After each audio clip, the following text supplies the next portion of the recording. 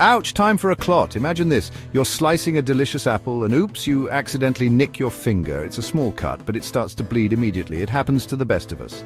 Small injuries like these are common in our daily lives. Don't worry, your body has a team of tiny superheroes ready to jump into action. These superheroes are always on standby, ready to help.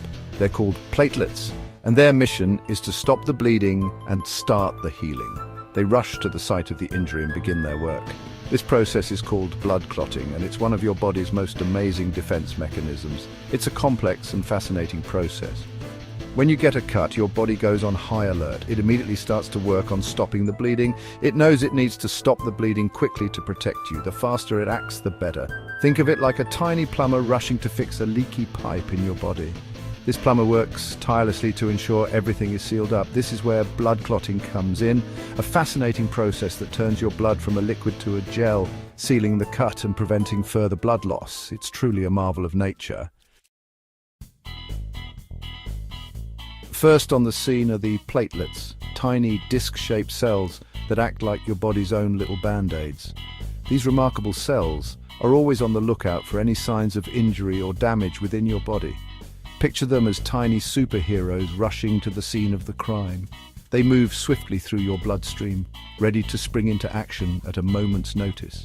As soon as they sense a cut, they become sticky and clump together at the site of the injury. This stickiness is crucial for their role in wound healing. This forms a temporary plug that slows down the bleeding. It's like a quick fix to prevent further blood loss while the body works on a more permanent solution. But platelets aren't just sticky. They're also great communicators. They play a vital role in coordinating the body's response to injury. As they gather at the wound, they release chemical signals that call for backup. These signals are like distress calls, summoning more help to the site. These signals attract even more platelets to the area and also activate a complex cascade of reactions involving special proteins called clotting factors. This ensures a robust and effective clotting process. These clotting factors are like the messengers of your blood, ensuring that the entire clotting process happens in the right place at the right time. They work together seamlessly to form a stable clot, preventing excessive bleeding and allowing the body to heal. Enter fibrin, a tough and stringy protein that acts like the superglue of your body. As the clotting factors do their work, they convert fibrinogen, a soluble protein, into fibrin. Fibrin then forms a mesh-like network around the platelet plug, trapping more blood cells and strengthening the clot. This mesh acts like a net, catching red blood cells and forming a stronger, more stable clot.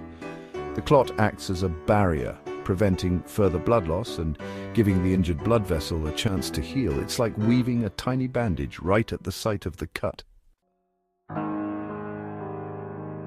Blood clotting is usually a good thing, a vital process that helps us heal and stay healthy. When we get a cut or injury, our body springs into action to stop the bleeding. But like most things in life, balance is key. Our body needs to maintain a delicate equilibrium to ensure everything functions smoothly. Too little clotting, and we risk excessive bleeding from even minor injuries.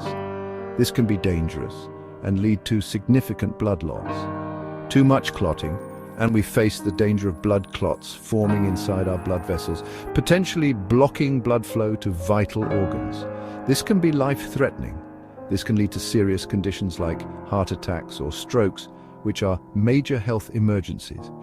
The good news is that our bodies are usually very good at regulating the clotting process.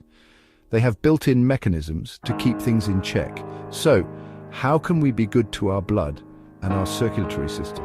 Staying active, drinking plenty of water, and maintaining a healthy lifestyle are crucial. Eating a balanced diet can help keep our blood healthy and flowing smoothly. Nutrients from our food play a big role in this. Remember, a healthy lifestyle is key to a healthy you. Simple daily habits can make a big difference. Well, that's blood clotting for you. It's a fascinating and essential process. Keep those questions coming, and remember, science rules. Stay curious and keep exploring. Don't forget to like, share, and subscribe for more amazing science content.